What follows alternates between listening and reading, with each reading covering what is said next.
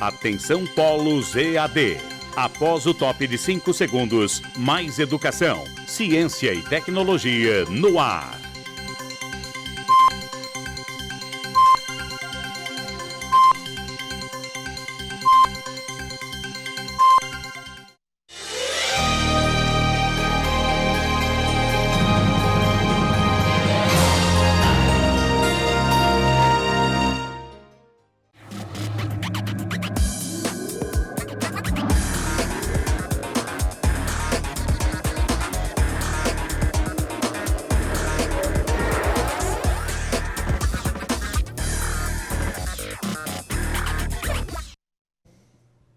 Olá, boa noite a todos. Vamos dando continuidade à nossa segunda aula de hoje.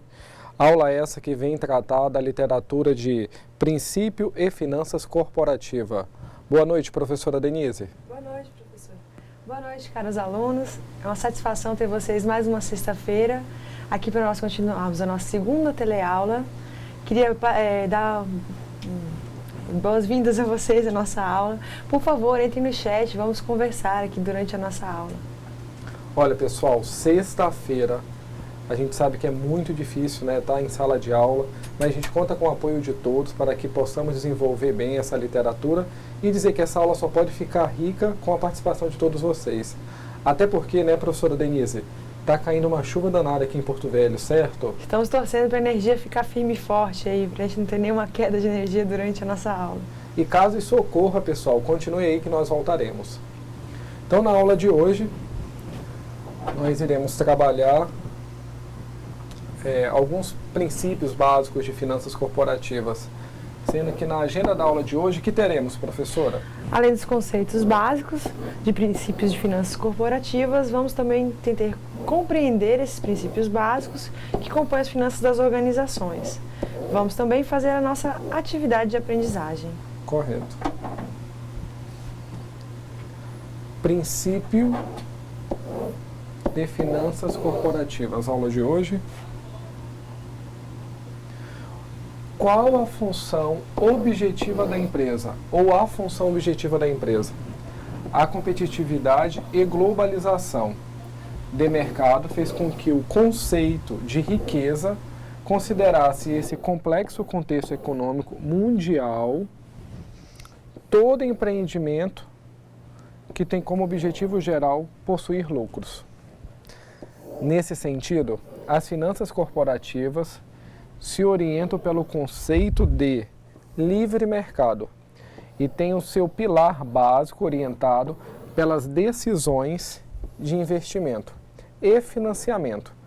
Assim, a gestão das finanças tem como objetivo a maximização da riqueza da empresa. Então vamos entender assim bem de forma inicial o assunto de hoje. Quando a gente está falando de competitividade, a gente está falando de competição. A disputa acirrada de empresas por determinados clientes. Então a gente trabalha até dentro assim, de um princípio, né, se fosse de gestão, de marketing, de gestão organizacional, gestão empresarial, um princípio assim bem simples, que é o RMO. Então as empresas elas querem reter seus clientes, elas querem manter seus clientes e elas querem obter mais clientes no mercado. Então essa competitividade é essa disputa acirrada. E do outro ponto é a globalização. E o que seria essa globalização, professora? A globalização é esse processo que nós estamos passando no mundo, onde as fronteiras estão ficando cada vez mais tênues, né? Nós temos aí o contato com produtos que vêm de diversas partes do mundo. Nós temos contatos para produzir, né? Nosso estado produz produtos que são levados para diversas partes do mundo. Então, os mercados agora não são definidos apenas pelo seu local. Toda a produção, todo o consumo de todo mundo se interage de uma maneira cada vez mais forte. E tem como ideia principal a maximização da riqueza da empresa. E aí quando a gente fala maximização, a gente está falando em aumento, né? Está falando uma proporção bem maior ao longo de um período de tempo. Então, nesse contexto, a função objetivo da empresa, o objetivo maior da empresa é sempre gerar lucros. Ok, professora. Obrigado pela contribuição. Gente, lembrando, todo esse material que nós utilizamos para produzir os slides e todas as atividades que vocês verão, tanto na sala quanto a atividade de percursos que vocês farão em casa, está sempre baseado no nosso caderno da disciplina. Nós temos um caderno para essa disciplina que está disponível no AVA. Então, por favor, façam a leitura. Ok, professora. Denise, antes de nós falarmos dessa literatura, no pensamento de um autor, nas palavras de um autor, o que você entende por lucro? Uma concepção sua, Denise, e não professora Denise. O lucro é aquele retorno que a gente espera, o retorno positivo, o ganho, que é o resultado do investimento.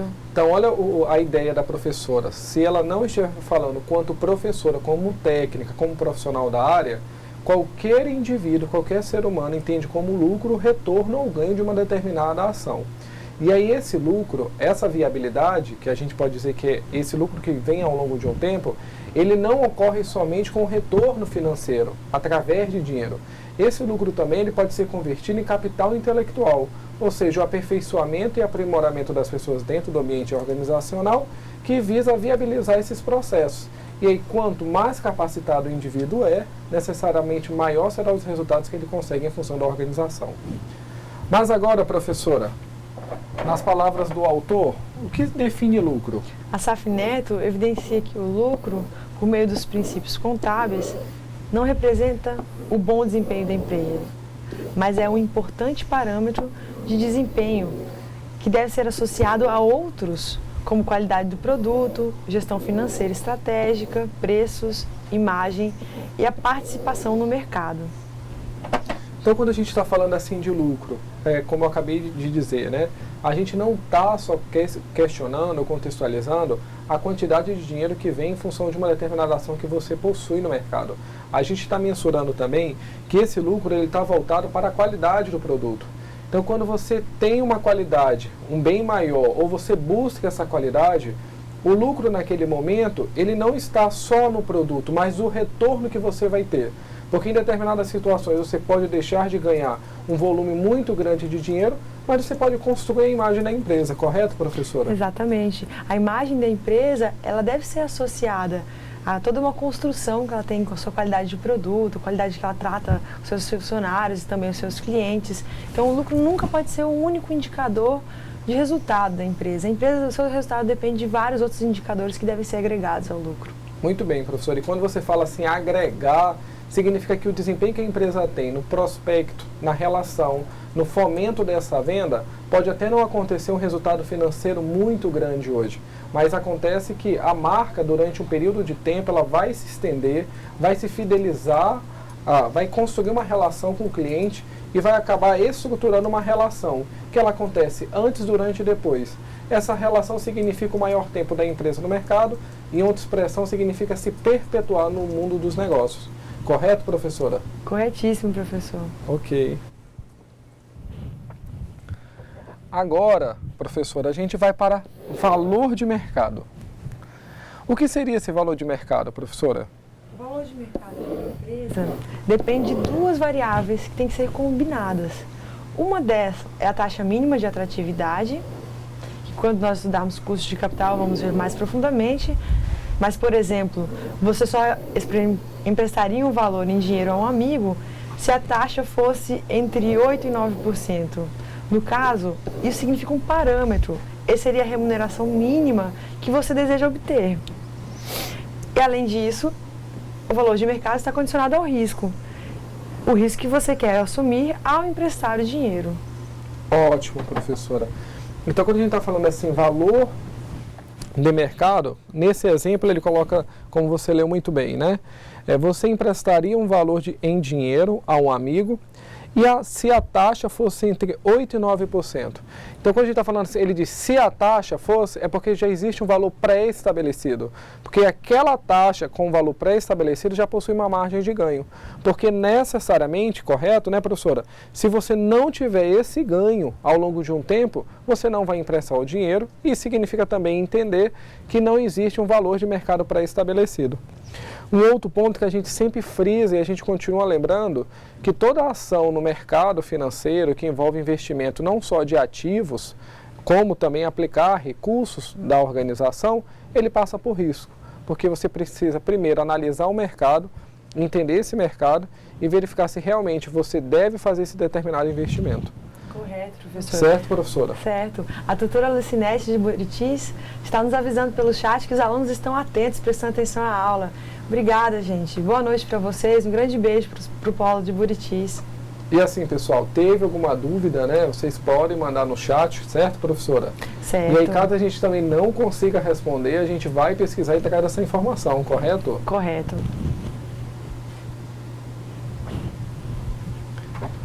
Existe um pequeno lembrete, professora, correto? O que seria ele? Esse atenção. Chamamos a atenção para um exemplo, né? Portanto, o valor de mercado do seu negócio está associado a duas condições econômicas. Qual o benefício que você vai ter no futuro e o seu custo de oportunidade. Ou seja, se você tem dois amigos que querem emprestar seu dinheiro, a gente pode ter duas situações, né? Situação A, um oferece a taxa de 9,5%, que é maior do que aquela que você exige, que está variando entre 8 e 9. Mas ele é mais arriscado. O outro oferece uma taxa menor, de apenas 8%. Mas você sabe que esse seu amigo tem capacidade de pagamento. Nesse exemplo, de forma bem simplificada, fica evidente. O que fica evidente, professor? Fica evidente como seria possível medir o valor de mercado da sua empresa. E a gente vai entender melhor na tabela 2, que a gente vai ver no slide seguinte. Mas vamos compreender assim de forma bem simplista o que ele quer dizer nessa situação. Quando um oferece uma taxa de 9,5, que é maior do que você exige do mercado, mas é mais arriscada. Então a gente precisa entender assim, se o mercado está pagando entre 8% e 9% e alguém oferece 12%, você precisa entender de onde vai vir esse complemento dessa taxa. Porque se o mercado não consegue ofertar isso, como é que o outro vai conseguir garantir essa taxa a você? Então, quanto maior o seu ganho, a gente sempre frisa, maior pode ser sua perda. Então, quanto maior você ganha, maior pode ser seu risco. Então, é preciso também compreender que essas taxas elas possuem um parâmetro. Então, se uma instituição financeira ou qualquer outra instituição ela está aplicando o seu recurso e necessariamente ela já possui uma taxa máxima que pode pagar. Como é que uma outra situação no mercado acontece, podendo oferecer uma taxa maior do que você já encontrou? Uma coisa é fazer um apanhamento de taxa e entender qual é a melhor instituição financeira que pode te remunerar. Outra coisa é você querer ganhar dinheiro sem saber a solidez dessa instituição financeira. Até porque qualquer dinheiro aplicado, existe um limite máximo que é garantido pelo Fundo Garantidor de Crédito. Então, quanto maior o recurso ou quanto maior sua viabilidade financeira, necessariamente será o seu ganho. Mas esse ganho precisa também ser equilibrado para que você não coloque tudo a perder. Quer questionar, professora? É interessante, né, professor? A gente sempre tem que ter essa dualidade, né? Não adianta a gente só buscar um maior retorno se a gente vai esquecer do risco. O risco está presente no nosso mercado e ele tem que ser levado em consideração quando a gente vai fazer a valoração do mercado. Alguma pergunta no chat? No chat as pessoas estão comentando ainda boa noite e aqui em Porto Velho estão comentando que a sala está vazia ainda por causa da grande chuva que nós comentamos no começo da aula. Ok, professora. Mas aí a gente espera, né? A gente vai dando continuidade à aula e a gente espera os alunos chegarem. Isso. Bom, boa noite ao Polo de São Miguel. Acabou de entrar no chat. Sejam bem-vindos à nossa aula. Ok, professora, vamos exemplificar aquela situação do caso anterior? A senhora poderia me ajudar? Claro, professor. Nós tínhamos aí o amigo A e o amigo B, né? Ok, só um minuto. Pode continuar, professora. A minha taxa exigida, é aquela taxa mínima que eu espero, né, de ter de retorno, está entre 8% e 9% ao mês. Né? O meu amigo A está disposto a me remunerar 9,5% ao mês. Já o meu amigo B só está disposto a pagar 8% ao mês. Né? O valor a ser emprestado é R$1.000. Posso emprestar R$1.000 tanto para o meu amigo A quanto para o meu amigo B. Então, qual seriam os juros de empréstimos para cada um desses meus amigos?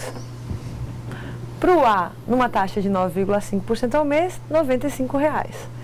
Para o B, numa taxa de 8% ao mês, R$80. E a minha taxa mínima exigida, aquela que eu acredito que é o mínimo que eu posso receber para estar disposto a emprestar, né? Ela é de 9%. Então, R$90 para R$1.000, né? E aí, A outro parâmetro que eu tenho é uma taxa mínima de 8%, que resultaria num juros de empréstimo de R$80. Tanto para o amigo A quanto para o amigo B. Muito bem, professora. Então a gente percebe assim, que nesse momento para o amigo A, certo? O ganho seu, ele gira em torno de R$95. É uma taxa que supera a expectativa do mercado. Para o amigo B, que realmente possui condições de pagar, você vai ganhar menos, mas a certeza de ganhar é mais certa. Então a gente precisa entender que diante de ganhar mais, na perspectiva de ganhar menos, você precisa ter a certeza de ganhar. Porque às vezes você pode querer ter um volume financeiro muito grande, uma rentabilidade enorme, mas aí também você corre um risco de não ganhar nada. Então, na dúvida, aplique com segurança, correto, professora? E empreste da maneira certa e para as pessoas mais certas. E aí, como saber quem pode emprestar ou para quem emprestar? A senhora daria alguma sugestão, professora? Olha, fazer uma análise assim de como saber depende de um conhecimento bem profundo, né? Como você faria, professor? Muito bem. No mercado hoje, a gente possui um parâmetro, que é o comprometimento máximo de 30% da renda de quem solicita esse recurso. Então, vamos dar como exemplo a professora Denise, né? Digamos que ela ganhe R$50 mil de salário. Digamos. E aí, desses R$50 mil de salário que a professora ganha, ela tem comprometido R$40 mil. Esses R$40 mil da professora está em pagar a casa, o veículo automotor, a alimentação, secretária do lar e todas as despesas gerais de sua família. Então a gente percebe que sobrou somente uma receita de R$10 mil. Então o comprometimento da renda dela não vai ser em função de 50, e sim em função de 10 mil. Porque é o que sobra para que a Denise possa fazer esse empréstimo a resgatar. Mas ainda assim, Denise ainda ganha líquido, depois de pagar todos os seus custos, 10 mil. Qual será o valor máximo que ela consegue se endividar? 30% de 10 mil seria R$3 mil. Diferentemente, se fosse 50 mil, 3 vezes 5, 15. E aí seria R$15 mil. O que acontece às vezes no mercado? As pessoas, elas costumam... Acontece assim a história. O João, ele ganha todo mês, fixo, R$3 mil. Só que como ele trabalha com vendas, ele acaba tendo uma oscilação no salário. Então um mês vem 4 mil, outro mês vem 5 mil, no outro mês vem 8 mil. E aí o que acontece?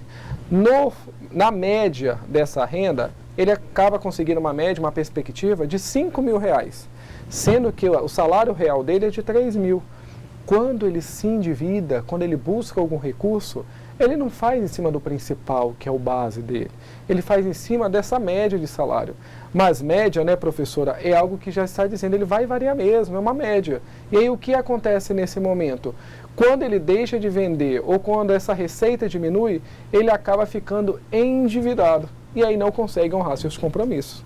Correto, professora? Professora, achei muito elucidativo esse exemplo. Então, os 30% que é a minha margem de endividamento é sobre o que sobra líquido?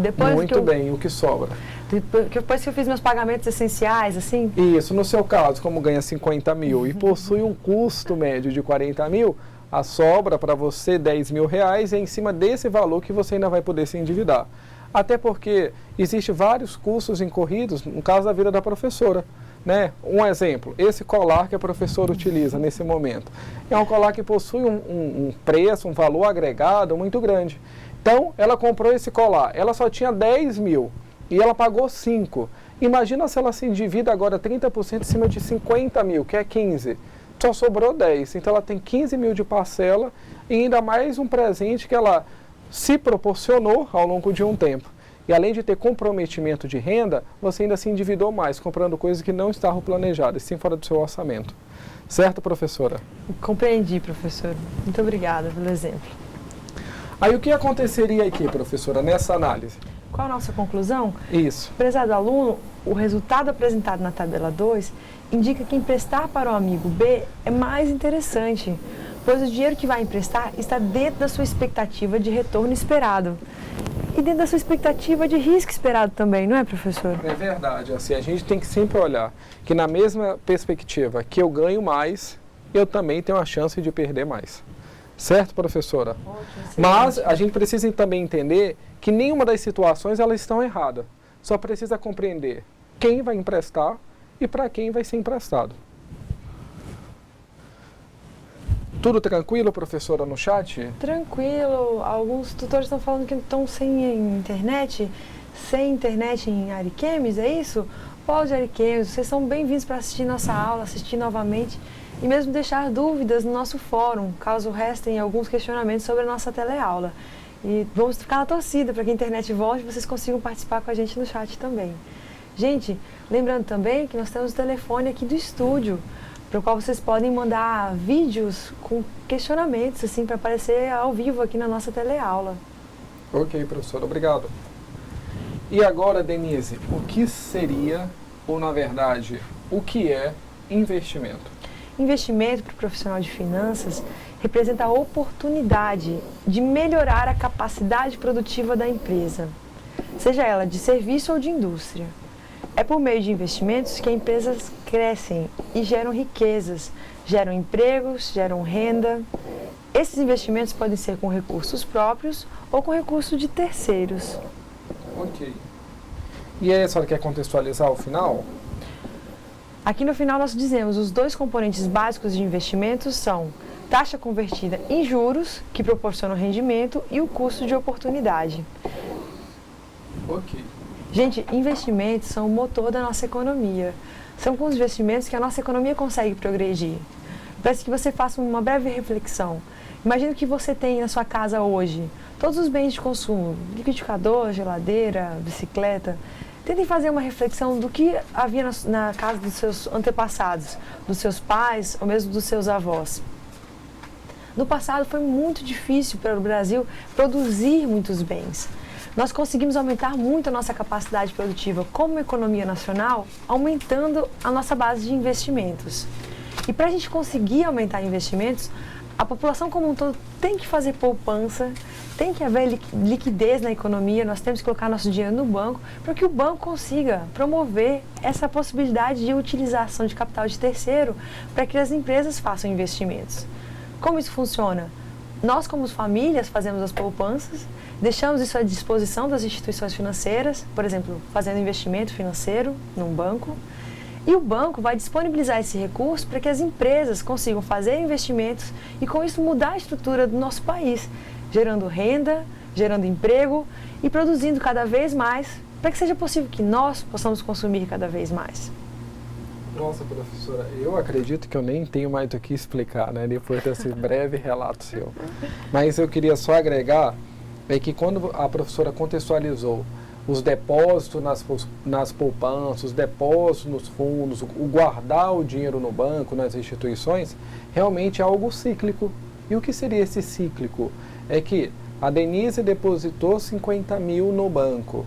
Agora o banco pega 50 mil e empresta para o Paulo, que é empresário.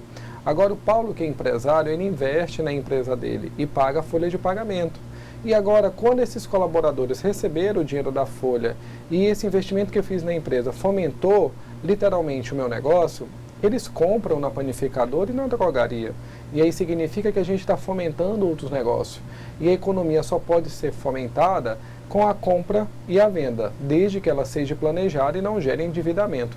Que hoje no Brasil, né, existem alguns consumidores que estão um pouco endividados, mas também estão um pouco retraídos nessa perspectiva de comprar.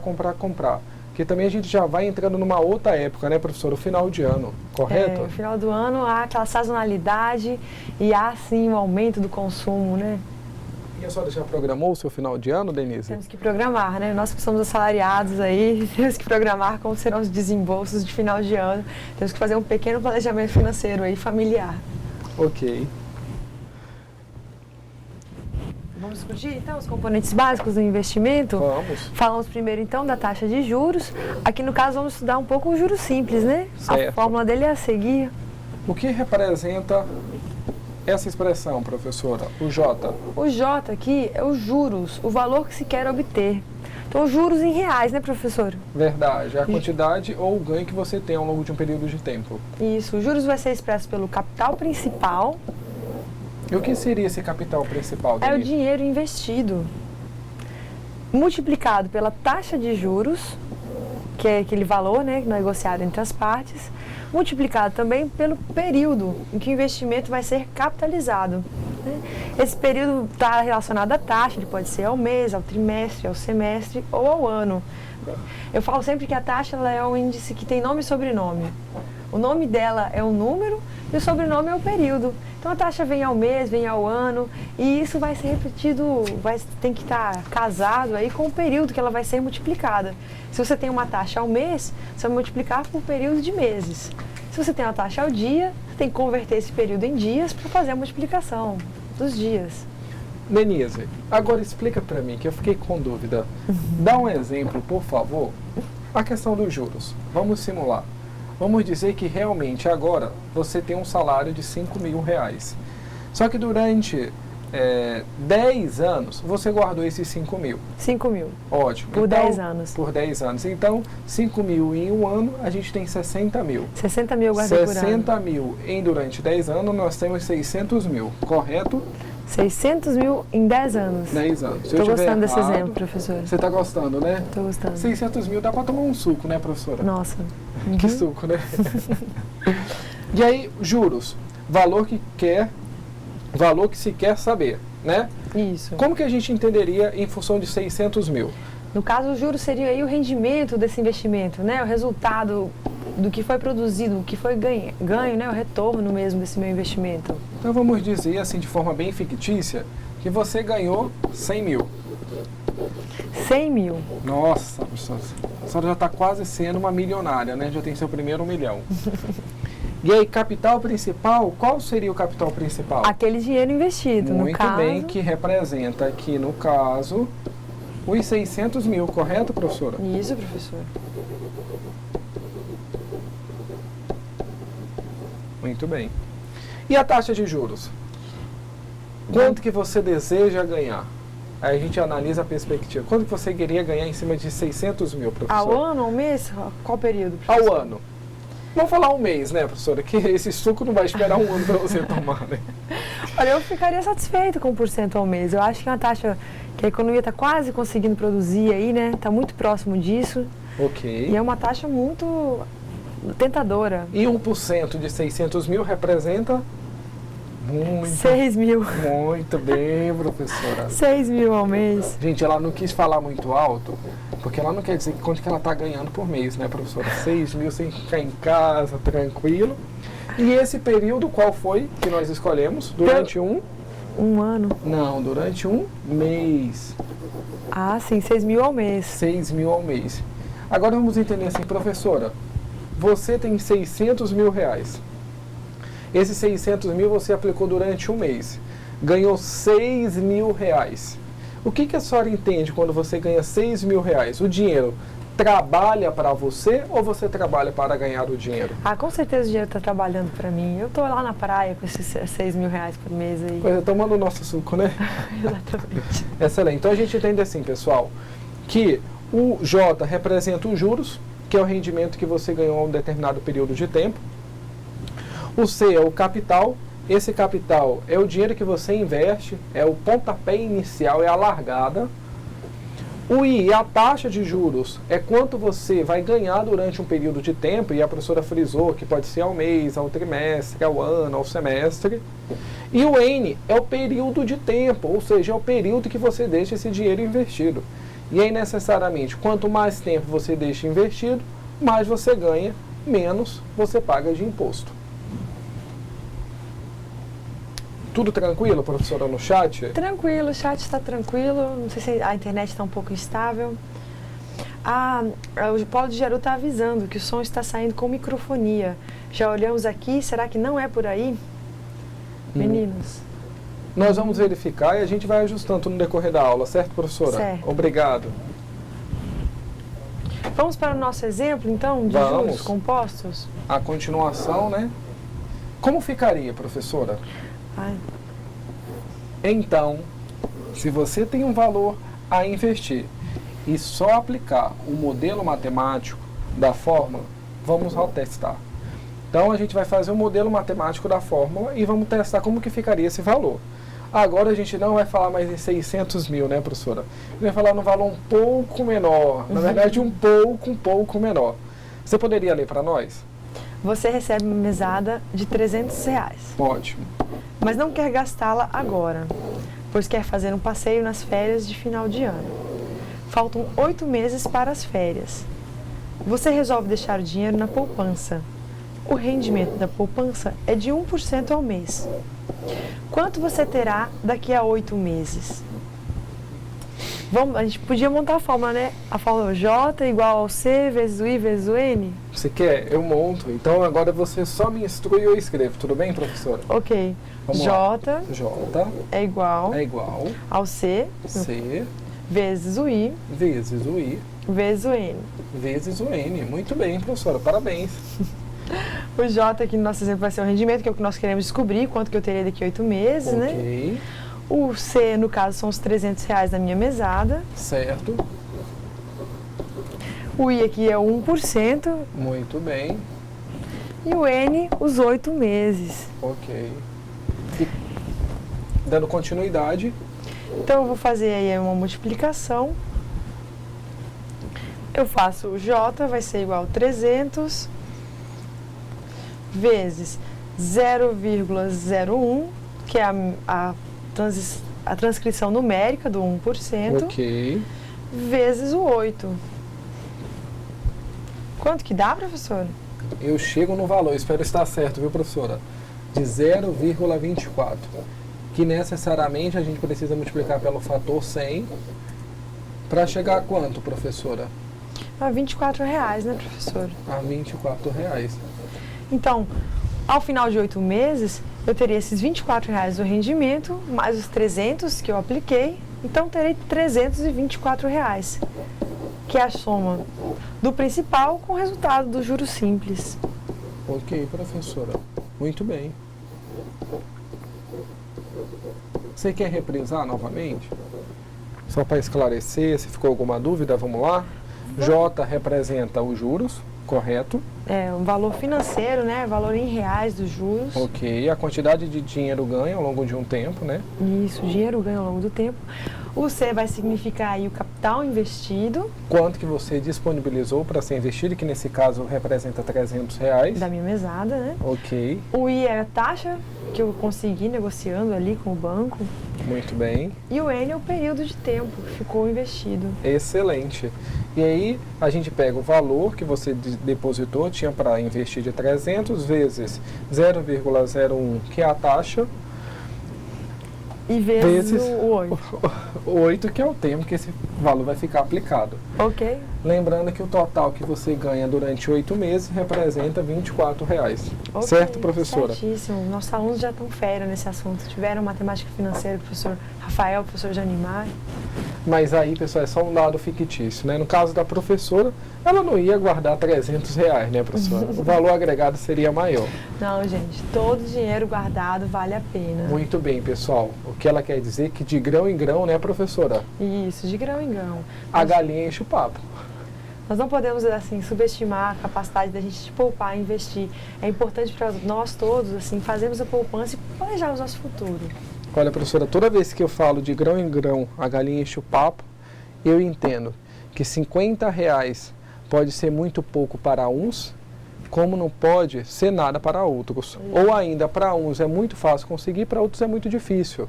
Mas é importante que você entenda que o mínimo que você consegue juntar, esse mínimo, ele tem uma perspectiva mínima hoje.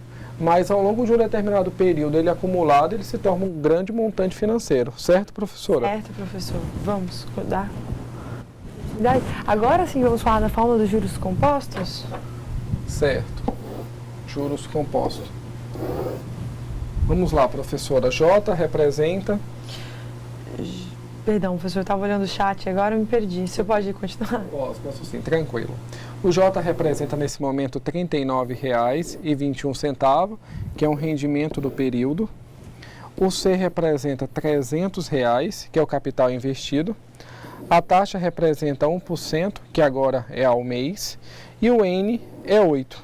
E a gente entende o quê? Que ao final de 8 meses você terá R$ 339,21. E a soma dos juros compostos mais o valor do principal. Agora, que você aprendeu com os conceitos básicos sobre taxa de juros, a seguir veremos e estudaremos sobre os conceitos básicos de custo de oportunidade. Professora, tem diferença entre juros simples e juros compostos? Juros simples e juros compostos tem uma grande diferença, né, professor? O juro composto é aquele juro que faz uma mágica. Ele incide não só sobre o meu principal, no caso do exemplo anterior, aqueles R$300 da mesada, mas ele vai incidir também sobre o resultado dos juros.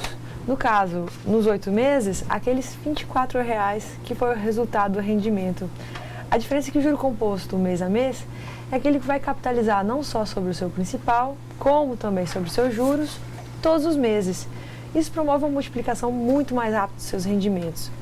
Por sorte, essa modalidade de juros compostos é a modalidade que nós mais encontramos de rendimentos dentro da economia, né? Se nós vamos procurar um produto, né, professor, nós vamos encontrar juros compostos mensais. E ainda esses juros compostos e alguns dos investimentos, eles têm umas liquidez diárias, né? Então, todo dia está aparecendo quanto que você ganhou bruto e quanto que você ganhou líquido, né? E essa liquidez diária, você pode utilizar a qualquer momento. Você pode fazer a solicitação desse resgate e utilizar esse fundo de investimento. Correto, professora? Correto. Então, vamos entender o que é esse custo de oportunidade. Vamos lá, professora? Custo de oportunidade, custo de algo em termos de uma oportunidade perdida. É o custo causado pela renúncia de algo. Indica os benefícios que poderiam ter sido obtidos a partir de uma oportunidade renunciada. Ou ainda, o maior rendimento gerado e alguma aplicação alternativa. Muito bem. Gente, no meu curso de economia, a gente discutia muito o custo de oportunidade. Ele é bem utilizado para esse quesito matemático, financeiro, para investimento. Mas que se você uma vez entender muito bem esse conceito, você pode trazer ele para a sua vida e utilizá-lo para analisar várias situações da sua vida. Vocês sabem que, por exemplo, vocês fizeram uma renúncia quando vocês decidiram fazer esse curso técnico em finanças. Toda vez que alguém convida vocês para uma festa sexta-feira à noite, vocês lembram que vocês têm um compromisso sexta-feira à noite. Então, o custo maior de vocês estarem fazendo esse curso aqui não é o que vocês pagam por ele. Eu imagino que vocês têm, sim, alguma dificuldade de pagar por locomoção, ter que estar aí presente nas sextas-feiras, talvez até pagar para estar na internet, fazer as atividades. Mas isso é um custo muito pequeno, residual. O custo maior que vocês têm para estar fazendo esse curso é o custo de renunciar a passar esse tempo com a sua família, com seus amigos, com seus amados, ou até mesmo vendo novela na sexta-feira. Vocês fazem uma opção, vocês renunciam a algo para ter outra coisa maior. E essa é a ideia por trás do conceito de custo de oportunidade. Eu acho que é uma ideia que vale a pena você entender para a sua vida, porque toda vez que você diz sim para alguma coisa, toda vez que você toma uma decisão, você está dizendo não para uma infinidade de outras coisas. Você está abandonando muitas outras opções. Então, toda vez que você decide alocar o seu dinheiro em uma opção, você está abandonando a possibilidade de fazer muitos outros investimentos que seriam uma opção. Certo, professor? Certo, professora. Eu fiquei até emocionado quando você fala assim, custo de oportunidade, né? Porque, na verdade, sim, esse custo, ele representa realmente tudo que você falou. Às vezes não pode estar associado também somente a dinheiro, mas o deixar de fazer uma atividade, deixar de ficar com a família, é um custo que você tem naquele momento, mas que vai ter um resultado futuro, né? E aí talvez você não pague pelo custo, mas o investimento que você faz em transporte, em condução e alimentação, também é o custo em função do curso que você faz. E muitas vezes o custo de oportunidade ele é maior do que o custo real. O custo real do seu curso, você põe ali no ponto do lápis tudo que você gasta para fazer esse curso. Mas se você tivesse aí, utilizando essa oportunidade realmente para ganhar dinheiro, se arrumasse um emprego só de sexta-feira à noite, um serviço, um bico, talvez você conseguiria fazer muito mais dinheiro na sexta-feira à noite, nessas 4 horas que você passa aqui com a gente assistindo teleaula e nas horas que você passa em casa fazendo as atividades de percurso, do que o dinheiro que você gasta para fazer esse curso. Então, o custo de oportunidade, muitas vezes, ele é muito maior do que o custo real de uma decisão. Lembrando, né, que como vocês estão estudando, o valor, ele ainda não aparece nesse momento, né? Mas você está plantando hoje para colher amanhã. Com certeza. Você tem que considerar esse custo de oportunidade e compreender, né? Que o valor agregado por essa educação, a gente espera que seja carregado para você para toda a sua vida, que produza muitos resultados positivos em todos os seus momentos, assim, daqui para o futuro. Excelente, professora. Obrigado pela contribuição. Por nada. E o que seria, ou na verdade, o que é financiamento? Vamos discutir financiamento. Financiamento é outro componente como princípio de finanças corporativas. São os financiamentos e são divididos em capital próprio e capital de terceiros. Esses dois componentes também são chamados de estrutura de capital ou estrutura do ativo. E aí, financiamento significa o quê? Você financiar uma atividade da qual você não possa pagar. Então, a professora quer investir numa grande indústria. E aí, ela quer financiar os ativos, quer financiar o maquinário. Então, financiar é usar uma parte do capital de terceiros e, necessariamente, ela também precisa ter uma parte do capital próprio. O financiamento significa você emprestar algo de alguém, durante um período de tempo devolver esse algo que você emprestou, só que corrigido. É como se eu pegasse emprestado da professora R$1 e eu tivesse que devolver R$1,50. E esse R$1 ela está financiando um salgado, né? Um lanche. Só que o financiamento significa agora esses juros que eu devolvo. Porque você tomou emprestado, precisa devolver o que emprestou, mas a margem de lucratividade e de ganho que a instituição precisa ter. Correto, professor? Corretíssimo, professor. Excelente conceito. E por último, professor, a gente tem os dividendos, correto? E o que seriam esses dividendos? Os dividendos são os lucros a serem repassados aos detentores de ações da empresa. Os dividendos são distribuídos proporcionalmente de acordo com o número de ação que o acionista tem, descontado todos os impostos e tributos, e estão regulados pela lei das sociedades anônimas. Ok. Professor, essa é a nossa charge, como que é? A gente tem um acionista aí sendo protegido pelos dividendos, enquanto o quê? O dono da empresa está aí tomando um sol. Na verdade, a gente tem uma outra dimensão, né, professora? Quem está recebendo essa ação, esses dividendos que são o lucro, né, o acionista, é como se ele não fizesse quase nada, né? E aí, não que ele não trabalhasse, ele tem a sua participação, tem a ação, independente da quantidade de ações que ele possui, mas quem recebe o chumbo grosso, né, os problemas, os aperreios do dia a dia, a correria desse trabalho, seria necessariamente o empresário. Então, dividendos é a quantidade de dinheiro que você retira ao longo de um determinado período de tempo em função da sua contrapartida, a quantidade de ações que você possui. Correto, professora? Agora a gente entra no nosso intervalo, a gente vai para o intervalo e quando voltarmos a gente faz a nossa atividade em sala de aula, certo? Ok, gente, aguardamos vocês. Por favor, façam a sua atividade e tragam suas dúvidas para a nossa interação no próximo momento. Ok.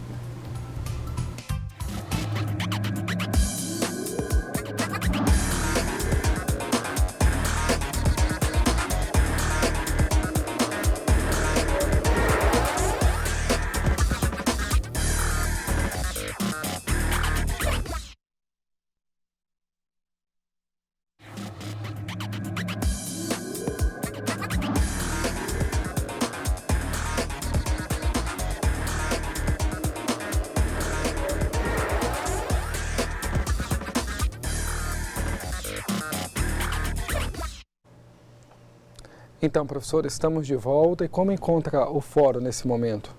Gente, o fórum está um pouquinho parado, estamos aguardando as respostas de vocês. Nessa nossa atividade, nós propomos umas perguntas bem pessoais, né? Então, esperamos ouvir as respostas de vocês, talvez comentar aqui no ar.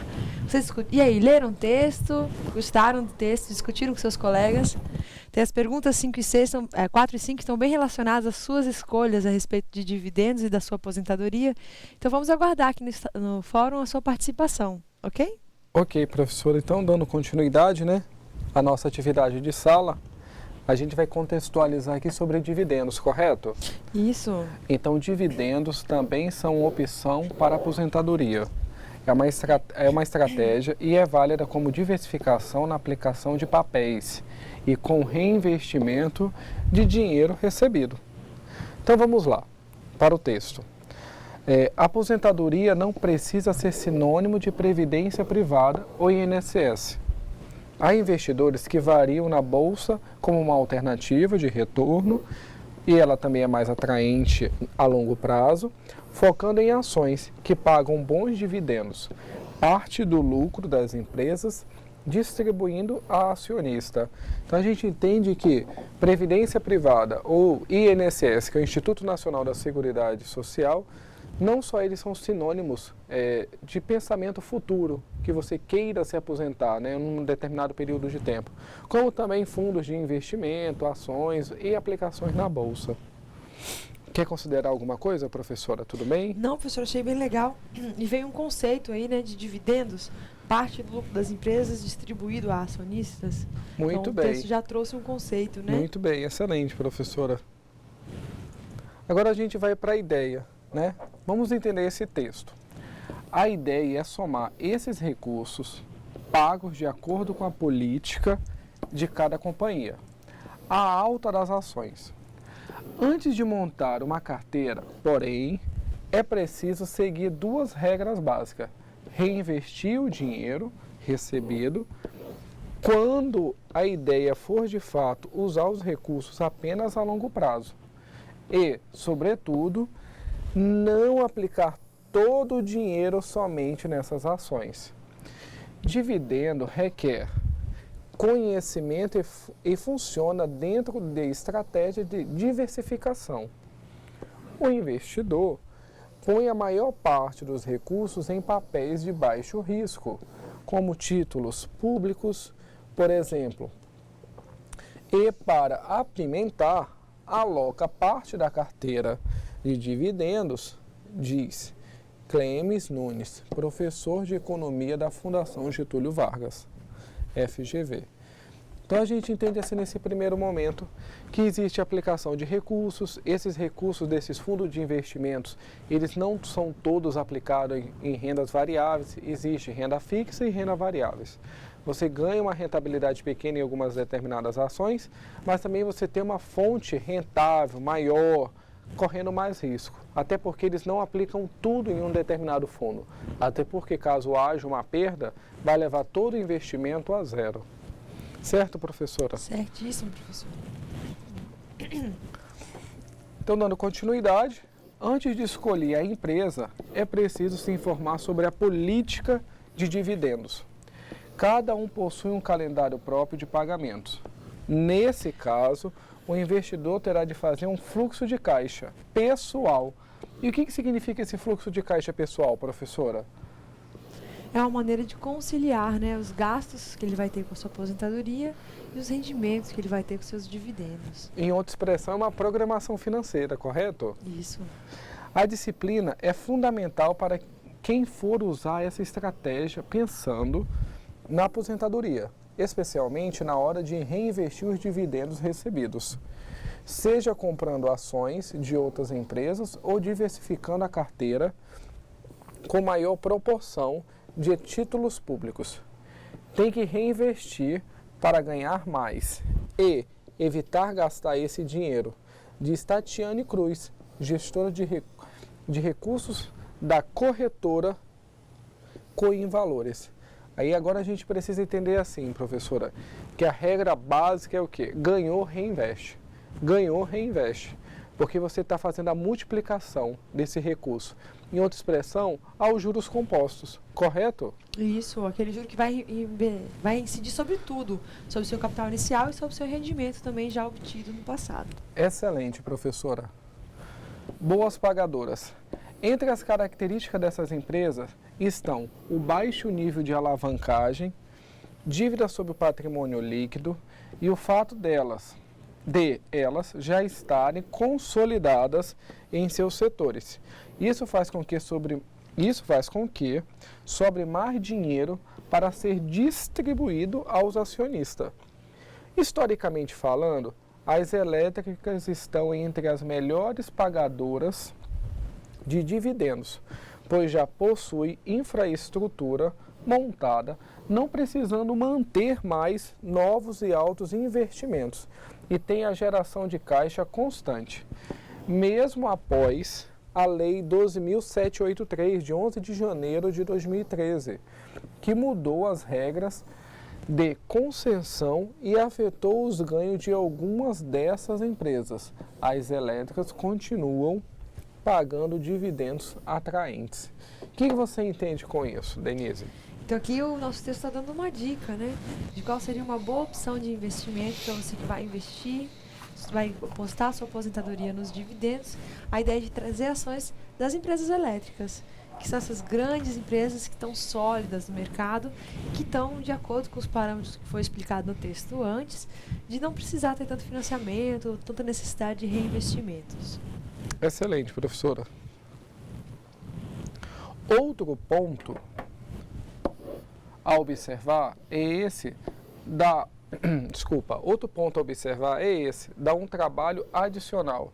É se a empresa tem ciclos de investimento e está próximo de iniciar um deles. Um exemplo seriam as empresas do setor de telecomunicações. Segundo Gilberto Nagai, superintendente de renda variável da gestora Itaú Asset Management, esse tipo de empresa pode pagar bons dividendos por alguns anos, porque não está no período de fazer investimento, mas ela tem de investir de tempos em tempos. Se estiver nessa época, vai deixar de distribuir por algum tempo o lucro na proporção que fazia. E a gente entende que existe um período de tempo para você ter que investir, para você poder tirar esses ganhos, e aí sempre há uma repetição, reinvestir, reinvestir, reinvestir. Ou seja, no momento certo você pega esse capital, e quando você tem esse lucro você reinveste. No momento certo você pega novamente esse capital, e no momento certo você reinveste novamente. Correto, professor? Isso, na conclusão do texto, né, ele traz o exemplo daquele ciclo de investimentos que a gente discute aqui no nosso curso técnico de finanças, a ideia de que há um momento adequado que a empresa deve fazer investimento na sua estrutura para voltar a se modernizar, a se expandir, e isso aí pode afetar, sim, a distribuição de lucros para os seus acionistas, que é a definição de dividendos, né? Ok, agora a gente dando continuidade, a gente vai para a primeira questão da atividade, correto? Poderia ler a primeira questão, professora? Sim, professor.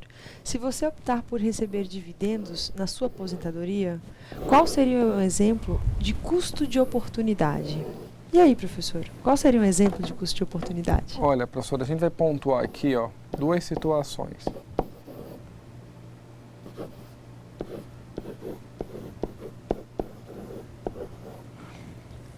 Esse custo de oportunidade, no primeiro momento, seria o que você deixa de fazer em um determinado espaço de tempo.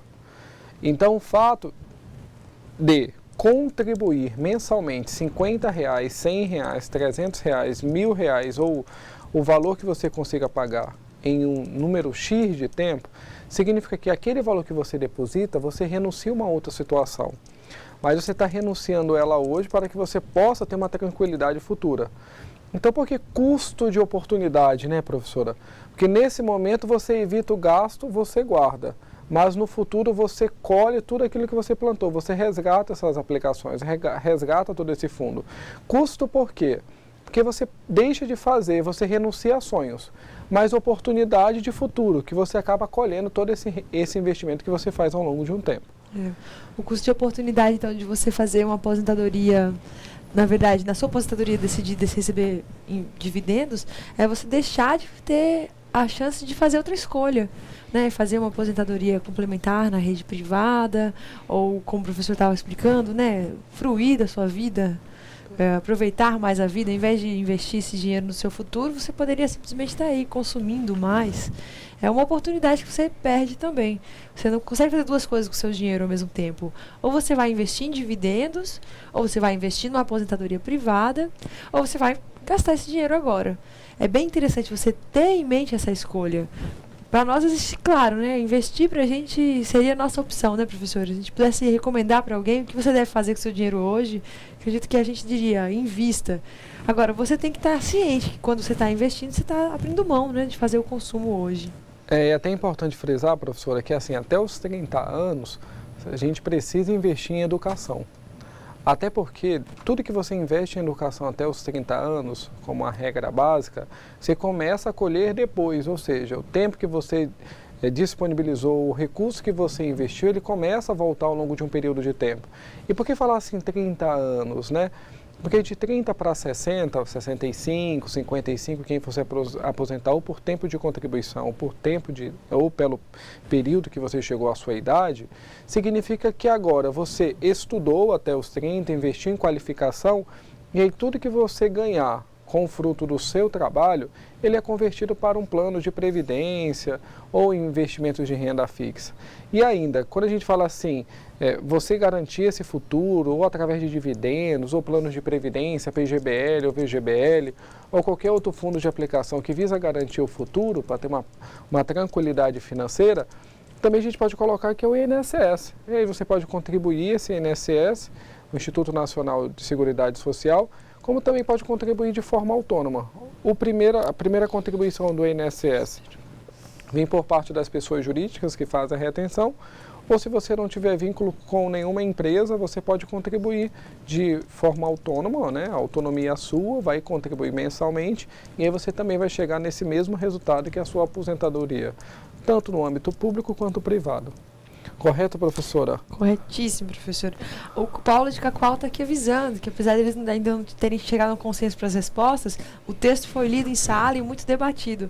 Gente, eu fico satisfeita, né? Nós elaboramos esse material para vocês com um grande desejo de fazer com que isso seja útil para a vida de vocês. Então, é legal saber que foi lido, debatido. A gente gostaria também de saber algumas respostas. Mandem para a gente ler aqui. E se não estiver entendendo, pode perguntar, né, professora? Pode sim.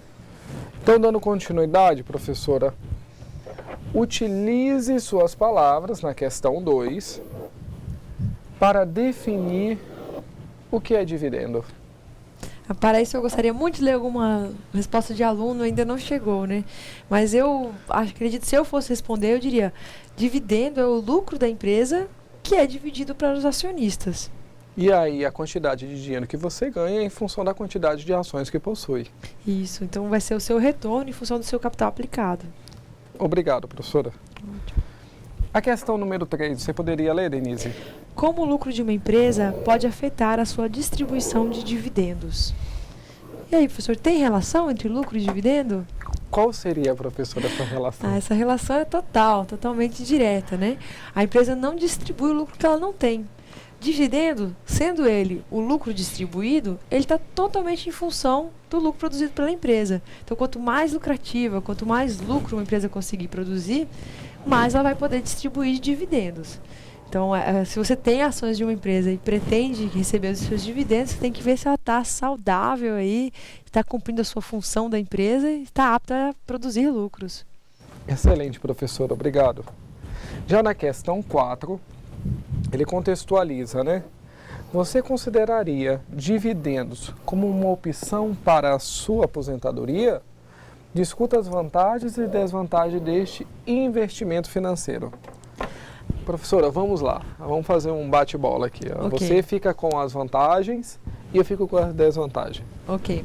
Acredito que é vantajoso você pensar que é uma coisa bem dinâmica. Se você tem uma perspectiva de acreditar que a economia irá ter um momento de sucesso no futuro, crescimento econômico, se você está apostando no desenvolvimento econômico do nosso país no futuro, se você acha que essa é a sua aposta do que vai acontecer para o futuro, é bom você acreditar que vai sim, as empresas vão decolar, vão produzir cada vez mais lucros e vão distribuir cada vez mais dividendos. Então, esses são os prós. Se você acredita num cenário bem positivo, você deveria, então, visualizar como uma grande possibilidade de fazer investimentos em ações e receber seus dividendos como uma forma de complementar a sua renda na posteridade. E as desvantagens, né, professora? O que acontece? Se você recebe somente dividendos ao longo de um período de tempo, o que é a viés contrário do que a professora falou? Se essa empresa não produz muito, se não está tendo muitas vendas no mercado, significa que agora a sua perspectiva de futuro ela diminui. Então, às vezes, esperar por esses dividendos ao longo de um período de tempo precisa ser analisado e depende de cada pessoa. Porque se a empresa não vai bem, você não vai bem. E necessariamente o que você conta para o futuro não existe. Em compensação, se ela for bem, você também ganha. Então, uma das desvantagens significa a falta de previsibilidade do futuro. Você não sabe bem ao certo o que pode acontecer na retirada das suas ações, né, da sua participação. Segundo ponto, como que fica o controle desses rendimentos? Como é que você vai controlar todo lucro que você tira em função da quantidade de ação que você possui? Você vai reinvestir novamente no mercado de ações ou vai direcionar para um outro tipo de investimento? Outro ponto que seria desvantagem para os dividendos. Rentabilidade passada não representa rentabilidade futura, não representa garantia. Então a gente pode ter vivenciado 10 anos economicamente muito bem, excelentes, mas não quer dizer que 10 anos futuros serão assim.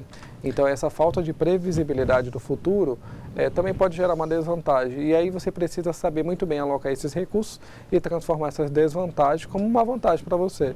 Então, tirou seus dividendos, tirou seus lucros, e aí você não tem essa certeza, essa previsibilidade de futuro, vamos investir em imóveis. Correto, professora? Essa é a sua dica, professor? Eu queria perguntar, qual a sua dica de investimentos, pensar aí numa opção para aposentadoria? Você aí, consultor financeiro, domina do assunto no mercado. Ela quase jogou assim, né, professor, na minha mão para me responder. Na verdade, assim, dá um caminho certo, não existe um caminho certeiro. Existe o melhor caminho a você perseguir, a você traçá-los. Quando a gente entende assim de garantia de futuro, eu costumo dizer que tudo que estamos fazendo ainda é pouco. Porque se a gente investe numa previdência privada, é pouco. Se a gente contribui pelo INSS, Instituto Nacional da Seguridade Social, é pouco. Se você investe em imóveis, é pouco. Se você investe em educação, é pouco. O que eu quero dizer é que tudo que você puder fazer para garantia de futuro ainda é pouco, mas você precisa fazer.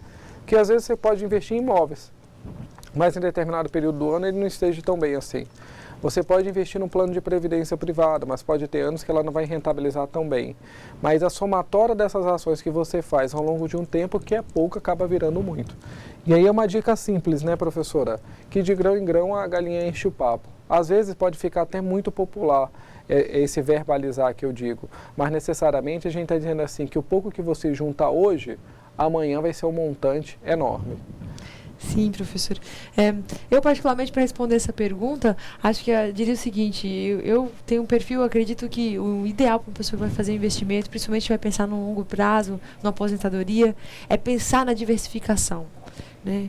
Muitas vezes aqui na nossa região as pessoas falam, é bom ter uma terra, é bom ter um imóvel. É sim, é bom, com certeza. Mas acho que o mais importante é você conseguir ter vários tipos de investimentos. Você pode sim ter um imóvel, pode ter tentar ter uma terra, mas também fazer diferentes tipos de investimentos financeiros. Os dividendos, eu particularmente acredito que são uma boa opção para o futuro, tenho uma perspectiva bem positiva, acredito que nossa economia dentro de 30, 40 anos vai estar num momento positivo. Acho que se eu fosse planejar minha aposentadoria agora, distribuir como que eu faria meu investimento para a aposentadoria, eu diria para vocês, se vocês me vêm com essa pergunta, eu responderia para vocês. Façam sim investimentos em dividendos financeiros, façam sim investimentos em ações, mas não somente em ações. Diversifique seus investimentos, financie aí um imóvel com o intuito de um dia alugá-lo, tente adquirir uma terra, criar gado, aqueles exemplos que os entrevistados trouxeram, né, no primeiro enquete, na primeira aula, acho sim muito válido, mas traga uma diversificação muito grande nos seus investimentos. Aquela ideia de que se um mercado não for bem, se o mercado de imóveis não for bem, se o mercado de ações para alguma empresa não for bem, isso não vai comprometer toda a sua aposentadoria ou todo o seu investimento, porque investir em investimentos para o futuro é sempre trabalhar com a bola de cristal, tentar prever o que vai acontecer no futuro. Ninguém tem aquela bola perfeita, né? Ninguém consegue realmente saber o que vai acontecer no futuro. Então a ideia é para você minimizar seus danos aí causados pelas eventualidades do futuro é investir em coisas diferentes. Excelente, professora. E ainda não esquecer de mencionar que precisa investir em conhecimento, né? Ou seja, mesmo que você faça tudo isso, mas você ainda precisa investir na educação. Você concorda, professor? Com certeza. Acho que aqui no Instituto, né, a gente tem que, quem está na educação aqui é porque está a fim de investir na educação. Acho que vocês também concordam, não é, alunos? A número 5, qual seria, professora? Questão número 5, você contrataria um plano de previdência privada? Olha, e aí, professora, você contrataria? Sim ou não? Com certeza, até já contratei. Eu acho que isso aí é essencial. A previdência hoje, a gente tem que pensar no nosso futuro, né? A previdência privada é aquela previdência que vai complementar a sua previdência atual, que você já paga. A ideia da previdência privada é trazer mais estabilidade para o seu futuro. E outras coisas também, né, professor? O que a previdência privada pode trazer de benefício para você? Olha, Excelente pergunta, professor. O plano de previdência privada ele é um tipo de investimento que ele não entra em inventário, ou seja, representa que caso ocorra algum problema com você ao longo de um período de tempo e nesse período você elencou ou acrescentou uma pessoa que vai ser seu beneficiário, significa que tudo vai acontecer depois que você deixou de existir, mas necessariamente o recurso aplicado vai ser direcionado à pessoa que está indicada na apólice. Então significa que a previdência privada ela não só garante você, como ela também propicia uma qualidade de vida e tranquilidade financeira para quem faz parte dessa apólice, né? Então a gente precisa também entender assim, que você investe para garantir o seu futuro. Mas se no seu futuro você não estiver presente, essa garantia ainda precisa ser estendida às pessoas que fazem parte do seu meio, do seu contexto social. Faria previdência privada? Sim.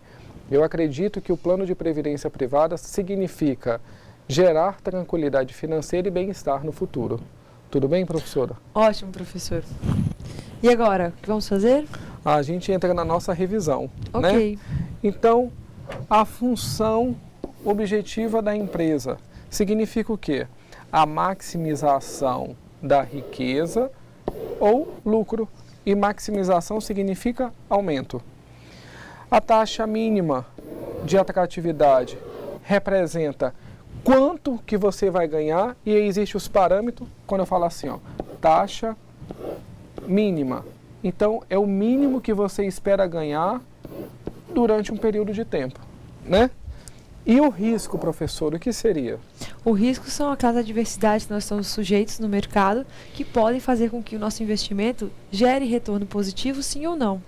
Ou a gente poderia entender através dessa imagem o que, professora? O risco é a chance de você ter lucro ou prejuízo, né? E aqui, ó, num determinado período de tempo. Isso. Lembrando, né, que a taxa mínima de atratividade e o risco juntos são os determinantes do valor de mercado da empresa, né? Ok, professora, muito bem.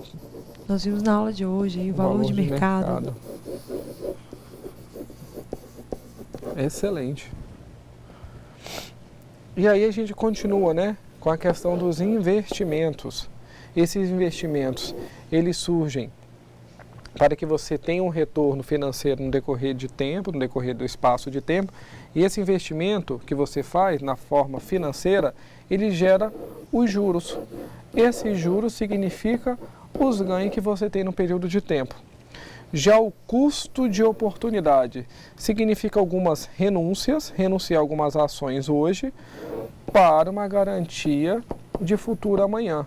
E esse custo também representa a quantidade de dinheiro que você desembolsa para uma oportunidade futura. Ótimo, professor. Professor, surgiu uma dúvida muito pertinente aqui do Paulo de Jaru.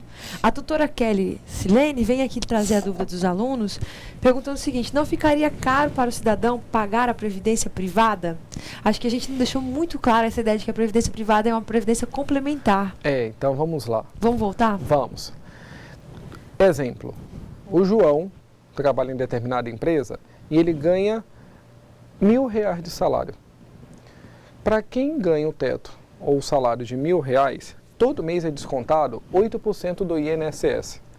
Quando você desconta 8% do colaborador, você está fazendo um desconto de R$ 88. Esse desconto de R$ 88, ele vai ser transferido para a Previdência Social ou a Previdência Pública, o INSS. Aí você pagou 8%, todo mês R$ 88. A previdência privada é um investimento financeiro que você faz na instituição privada. Aí vamos dizer assim, é um custo maior. Nesse momento ele não gera custo, mas ele gera uma obrigação de você pagar agora novamente. Exemplo, R$ 88, R$ 50, R$ 100 por mês para o banco. Você não entende como custo algo que você está pagando agora e não vai receber nunca mais.